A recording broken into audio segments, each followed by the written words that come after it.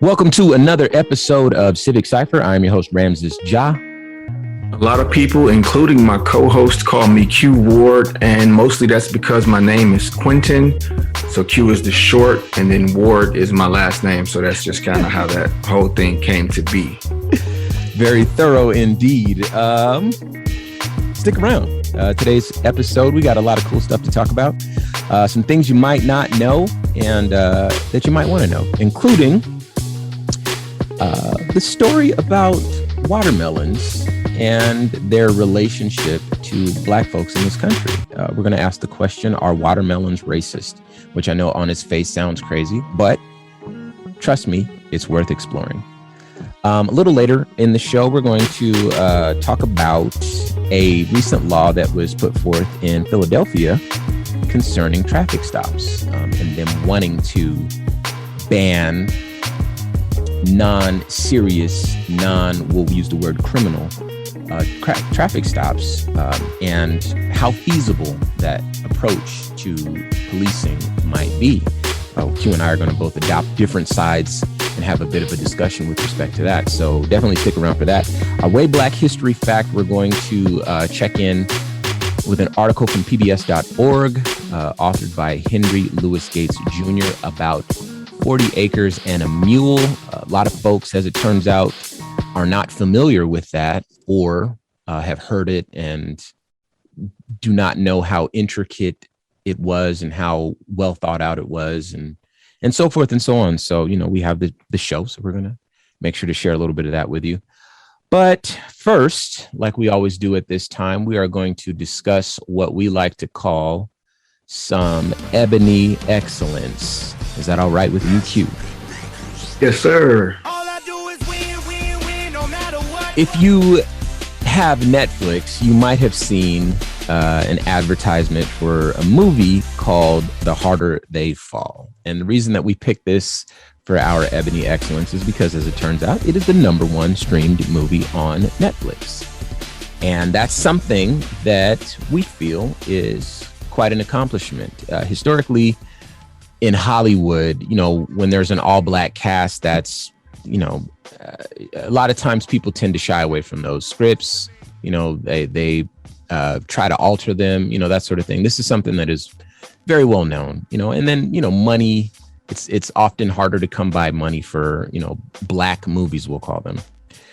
But, you know, with the stereotype being that an all-Black cast is a bad bet, we like to see movies like, you know, Black Panther. We like to see movies like this one that really shine and really show that there's an interest in this type of filmmaking.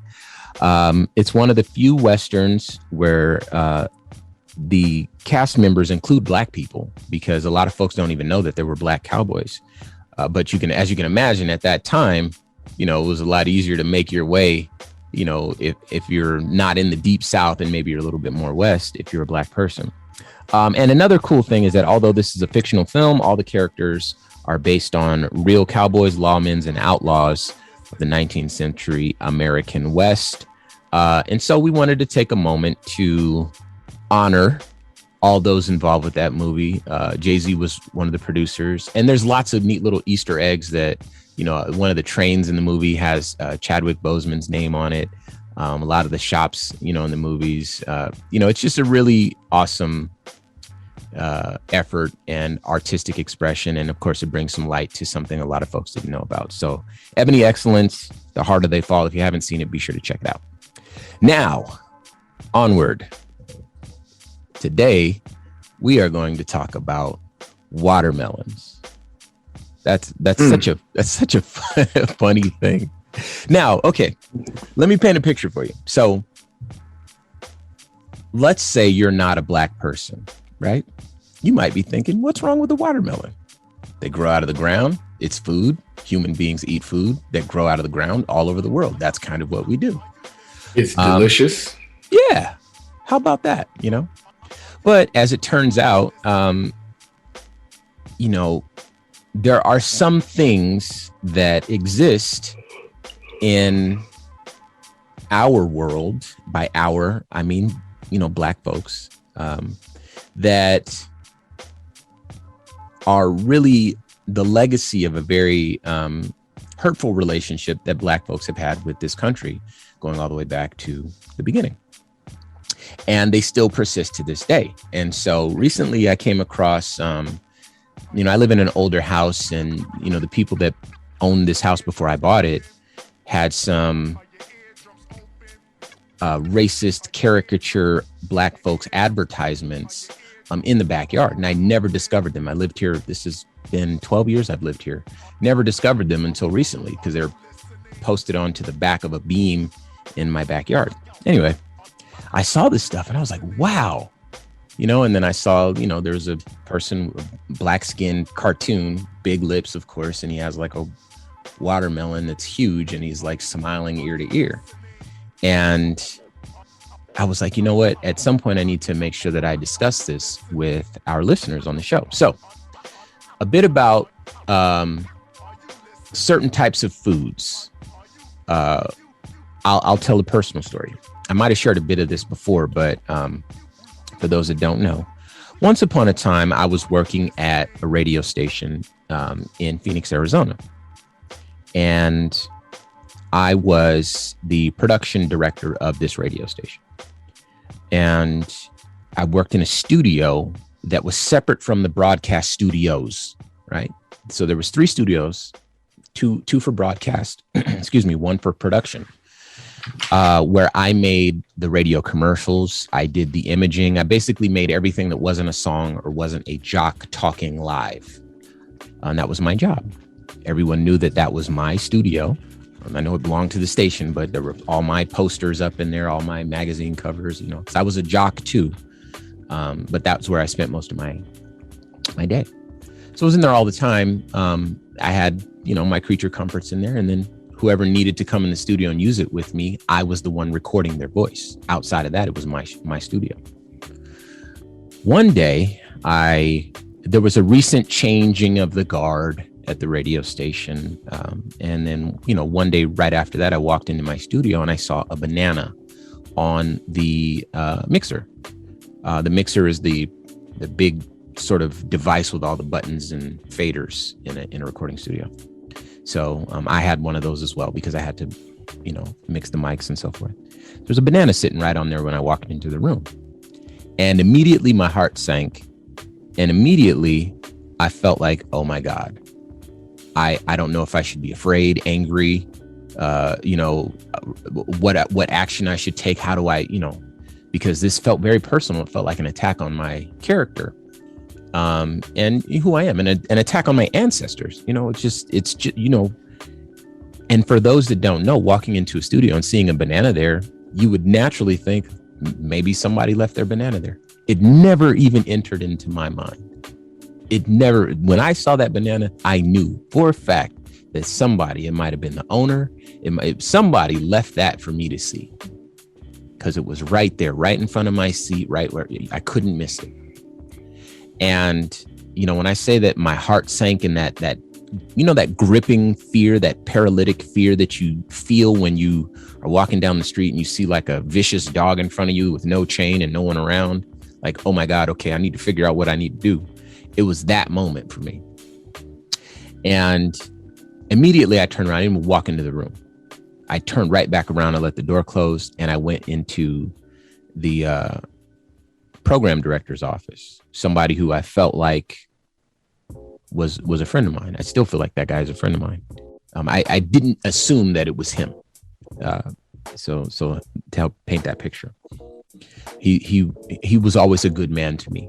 He felt like a good man. He felt like an ally, like the sort of person that would listen to this show. So I went into his office and I says, hey man, I don't know what is going on here, but somebody just did something that was really out of pocket. And he's like, what are you talking about? I was like, come here, let me show you.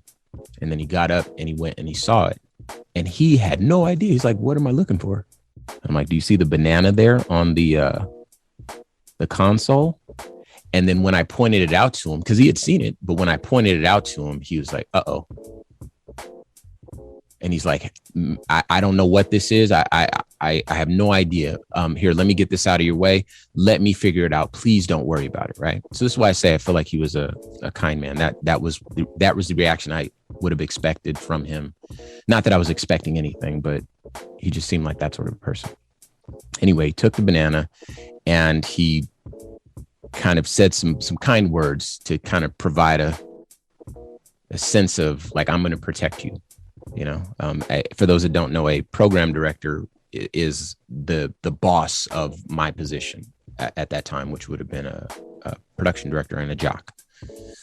So he goes to his office and he does a little bit of research, and maybe an hour later he puts it all together. He's like, hey, as it turns out, the morning show guy needed to go into the studio to cut a promo. So he used your studio to do it because he had to make way for the midday woman to do her show. So he used your studio, and that was part of his breakfast. And he just forgot it. He was riding his motorcycle that day. He just forgot it. He just grabbed his helmet and this, and that, and the third, and he just left it there.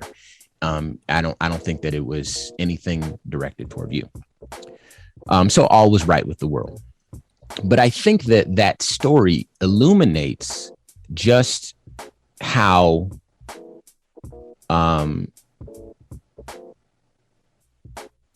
jarring our, meaning Black folks, relationship to food can be when it's observed through the lens of other races. And other races have the same type of these same types of issues. Foods are closely associated with culture, and if there's some way to pick on a culture, usually it's the most obvious ones. Physical features, the way people dress, what they eat, and so forth, right? But this is so that we can explain our experience to folks who might not otherwise know. Now, that was a banana, and obviously, or maybe it's not so obvious, the connection there is that historically, based on bogus science that was used to further subjugate and to subjugate Black folks and justify slavery, bananas were used to, or Black folks rather, were associated with more closely with, apes and monkeys and things like this, to kind of create a bit of a divide between real humans, quote unquote, and lesser beings, so as to justify our servitude at that point in time. And so this is why if you watch, soccer games, World Cup, things like this, if there's a Black team or Black player that's doing really well, they'll throw bananas on the field, because what they're trying to do is make a connection between Black people and monkeys. And I'm not going to pretend like, us having brown skin and, many apes having, a brown color to their fur or whatever, it's just a silly connection and a juvenile connection that people make, especially folks that wake up early in the morning, get dressed, pack a banana in their kit, and then go to the game with the specific intention of throwing it as soon as a Black person, scores a goal or whatever. So these things are based in history. So, hence my reaction walking into my studio seeing a banana. Now, we could talk about malt liquor. We could talk about, fried chicken, and maybe on later shows we will. But, today the research was done on watermelon. So allow me to share. One thing that I know to be true, and you and I have talked about this before, Q, there's a song, the ice cream truck song. Remember we talked about this?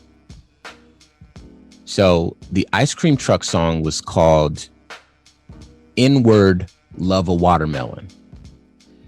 So next time you hear the ice cream truck, coming down the street, just know that the actual melody from that music was originally penned in the title of that song was called N-Word Love a Watermelon. Now, the name changed after that once the N-word fell out of fashion or whatever. But the reason that song became associated with ice cream trucks is because once upon a time, whenever there were treats given out, ice cream went to white folks and watermelon went to Black folks because it was cheaper and whatever. And so it became known as like kind of the black man's ice cream, the Negro's ice cream.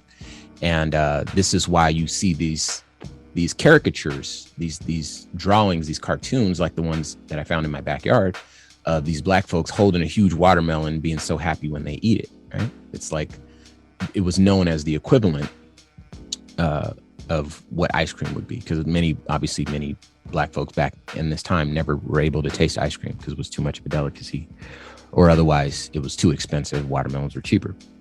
But another thing about this is that, and I pulled this from The Atlantic. There's an article written by William R. Black, and I'll read this, and I want to hear your thoughts, Q. It goes, but the stereotype that African Americans are excessively fond of watermelon emerged for a specific historical reason and served a specific political purpose. This is in addition to, white folks eating ice cream, black folks eating watermelon. So I'll continue. The trope came in full force when slaves won their emancipation during the Civil War. Free black people grew, ate, and sold watermelons, and in doing so, made the fruit a symbol of their freedom. Southern whites, threatened by blacks' newfound freedom, responded by making the fruit a symbol of black people's perceived uncleanliness, laziness, childishness, and unwanted public presence. This racist trope then exploded in American popular culture, becoming so pervasive that its historical origin became obscure. Few Americans in 1900 would have guessed the stereotype was less than half a century old. And what they would do, and just so you know, watermelons haven't always just been associated with black people. It's been associated with other types of people, Arab people, and typically it's associated with poor folks. And, the way that it's been politicized is, you're going to have, watermelon rinds in your neighborhood all over the streets if you allow these folks to come in, or if you don't clean up this mess, or whatever the case is. But in this country, this represented economic freedom, or, economic advancement, we'll call it. And poor Southern whites obviously didn't like that. Still don't, like that a lot, if, their voting records are anything to go by. And really, at that time, and I believe largely today as well, you can make a case for it, really needed someone to blame their economic problems on that wasn't the government.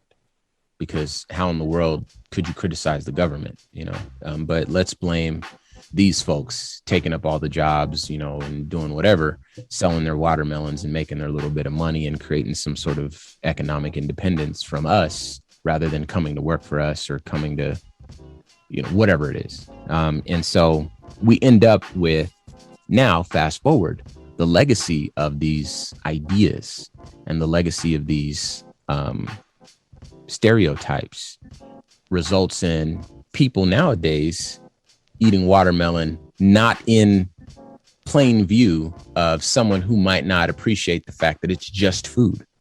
Now, you listening, you might think, why in the world would I think anything other than it's just a food and that's a person eating their lunch or whatever, which makes perfect sense. And my hat's off to you, because you've either managed to escape, being indoctrinated in this way, or, you just, maybe you really just don't see it that way. And maybe a lot of people don't see it that way, but there are some people that do see it that way. We saw lots of these cartoons with, watermelon flavored toothpaste, when Obama was in office, and, these things still exist. They're deeply rooted in the American history and American legacy and American psyche. But they also exist for us, for black folks. A banana is a banana. If you like bananas, that stands to reason other human beings or creatures that share this planet will like bananas too. Same with fried chicken, same with watermelon, same with anything. We're all the same, from a scientific standpoint, meaning that we all consume foods, eat them, they nourish our bodies and they fortify us and allow us to live full lives.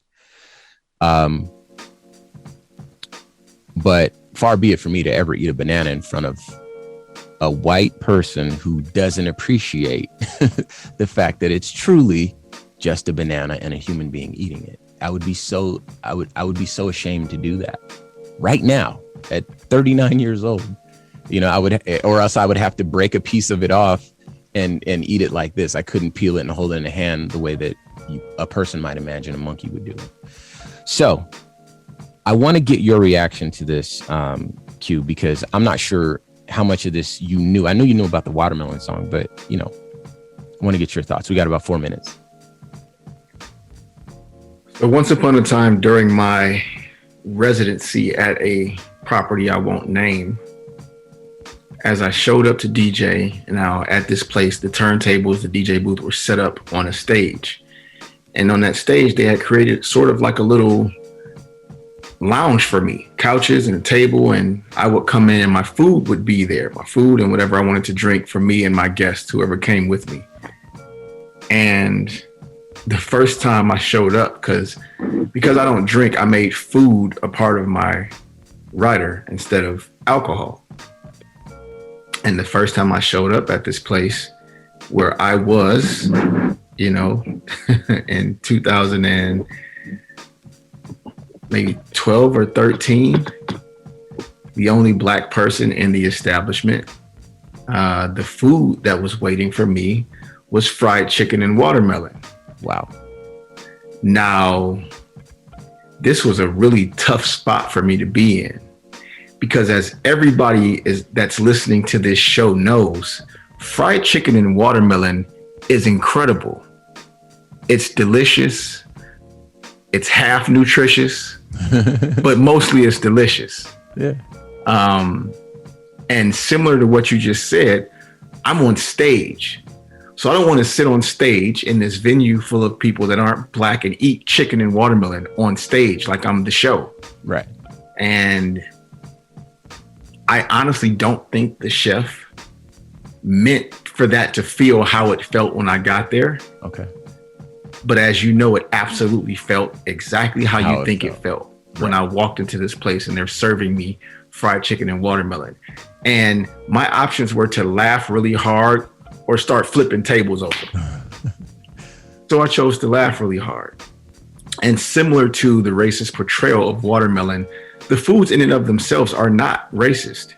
Right. But in Jim Crow America, in a way to make newly freed Black people look like savage animals, there was all these cartoons and caricatures and drawings and paintings that showed us very delightfully and ostentatiously eating chicken and watermelon with the juices flying everywhere and us in this delight of carelessness and, as they would portray it, somehow savagery. Right. And it wasn't that just that watermelon was inexpensive, but it was what you touched on earlier. Watermelon at that time gave us a way to grow something for ourselves, to consume it, to sell it, to have some sort of entrepreneurship, business acumen, and independence. So let's make that bad too, right? Let's make that evil. Let's make that bad. Let's make that grotesque. Let's make that somehow beneath us, and let's make fun of them, right? Let's exaggerate all their features, and let's show the world how these savage animals look when they're eating their chicken and watermelon, and really make a show of it. So yeah, I mean, I really am just echoing things that you've said already. It's just food. And in this case, really, really good food, right? Fried chicken might be the most sold food item on earth, especially in this country. And we're 13% of the population. So please don't think it's just Black people eating it, right? But that trope has lasted the test of time, as have so many things from that period in our history that was created to make us look beneath and somehow less than, and somehow less civilized and more savage and more simple, if you will. Yeah. So I know exactly what you mean. It's come up before, and I think Dave Chappelle mentioned it. He's like, all this time I thought I liked chicken because it was delicious. Comes to turn out, I'm genetically predisposed to liking chicken. Just to make a joke out of it. So, anyway, I'm glad we got a chance to touch on that, and just something to keep in mind. Just something to be sensitive about, and we'll get where we're going. So, not too much to worry about, but our job is to teach, so that's what we do. Anyway, stick around your radios. We're coming back with more Civic Cipher right after this.